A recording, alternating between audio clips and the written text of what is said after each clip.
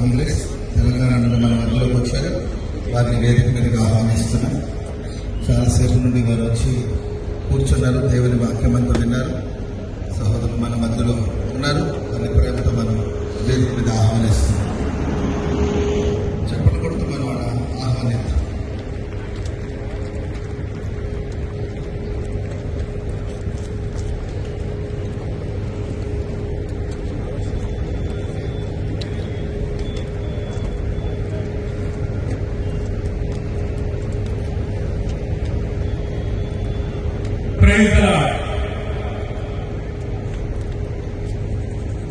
మిత్రులారా,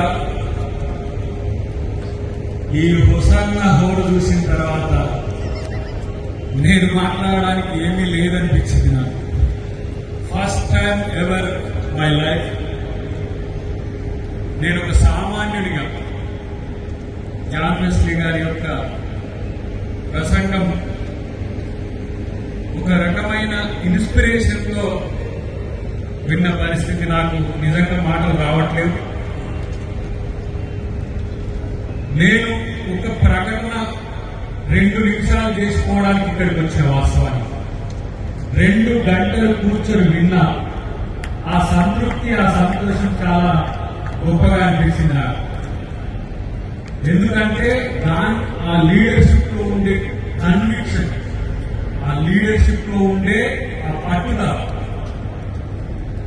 ఈరోజు వాళ్ళ టీం ఏదైతే కేసన్న గారు ఏర్పాటు చేసిన ఈ హోసన్న మేస్త్రీస్ టీం వర్క్ ఎట్లా ఉంది అంటే, అబ్రాహం గారు కానీ, మన రమేష్ గారు కానీ, ఇతర పెద్దలందరూ, మన ప్రెసిడెంట్ గారు కానీ, ఇలాంటి సంఘం సమాజానికి అవసరం అనిపించిన సందర్భం.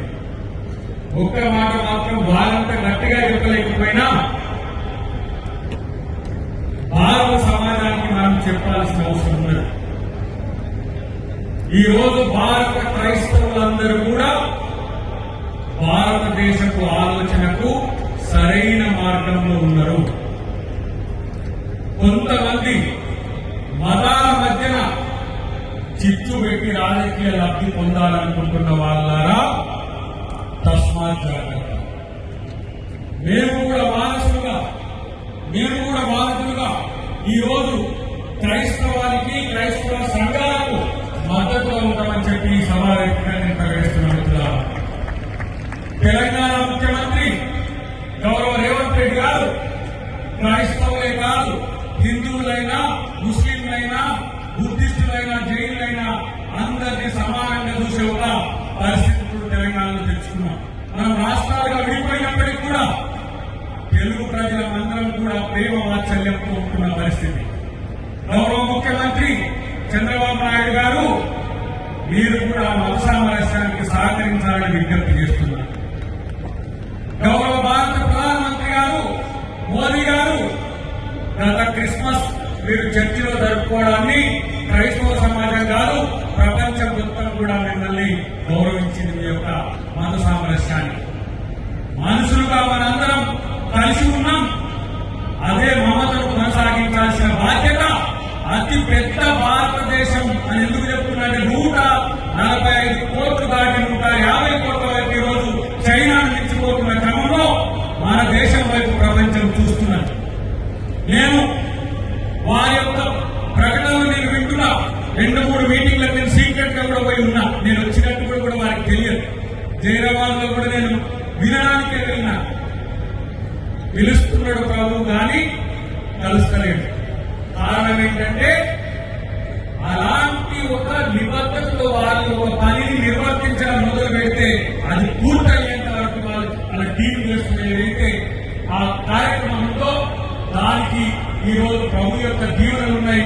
మా లాంటి వాళ్ళ యొక్క సహకారం కూడా ఉంటుంది అని చెప్పి ఎందుకు చెప్పాల్సి వస్తుందంటే, నేను కూడా క్రైస్తవ రక్తం పంచుకొని పుట్టిన వాడిని. నా తల్లి కూడా క్రిస్టియనే. నా తండ్రి హిందూ కావచ్చు, నా భార్య బంజారా కావచ్చు కాక, కానీ క్రైస్తవంలో పుట్టిన మూలాలు ఉన్నాయి. ఇది చరిత్ర దాచుకోలేదు కదా, ఆ రక్తాన్ని మేము వదులుకోలేము కదా. కాబట్టి చర్చిలో పెరిగి చర్చితో చదువుకొని ప్రయోజనమైన ఈరోజు ప్రజాప్రతినిధులైన రేపు ఏదైనా కావచ్చు రాక, కానీ ఒక మతం మీద ఇంకొక మతం ఆధిపత్యం, ఇంకో కులం మీద ఇంకో కులం ఆధిపత్యం ధోరణి నశించాలనే ఒక కోరికతో ఈరోజు మేము ఉన్నాం. నేను ఒక సినిమా కూడా ఇండియా ఫైల్స్ అని తీసిన దాంట్లో కూడా బాబాసాహెబ్ అంబేద్కర్ ఈ భారత రాజ్యాంగాన్ని రాసేటప్పుడు మతాలకు అతీతంగా, కులాలకు అతీతంగా, ప్రాంతాలకు అతీతంగా భారతదేశం ప్రజలాలంటే మానవత్వం బతకాలన్న బాబాసాహెబ్ అంబేద్కర్ వారసుగా ఈ రోజు ఈ క్రైస్తవ సమాజానికి మా వంతు కృషిని అందిస్తామని ఇప్పటి నుంచి మా లక్ష్మీ గారు కానీ, అబ్రాహం గారు కానీ పెద్దలందరూ కూడా నేను ఇక్కడ పరిచయం చేసుకుంటా 50వ గుడాల పండుగకు మొదటి నుంచి చివరిగా ప్రేక్షకులుగా ఉంటా అని చెప్పి కూడా వారికి వెస్లీ గారికి నేను ప్రమాణం చేస్తాను. ఎందుకంటే నా నేతల్లో ఎల్లుండి మా మండలి కొత్త బిల్డింగ్ ఓపెనింగ్ ఉన్నది. దేవుడు పోరాడుతున్నాడు, నేను పోలేకపోతున్న పరిస్థితి. అయినప్పటికీ కూడా ఇక్కడికి రావాలనే మనసు ఉన్నది, పెద్ద ఆశీర్వాదాలు తీసుకోవాలనే ఈరోజు ఆకాంక్ష ఉన్నది. కాబట్టి ఇక్కడికి వచ్చిన మిత్రులారా, మీరు ఈరోజు ఒక వాక్యం వాళ్ళు చెప్పింది, ఎవరైతే మన మీద క్రోధంతో, ఆక్రోశంతో, పగతో ఉంటాడో చరిత్రలో వాడే చరిత్రహీనుడైంది.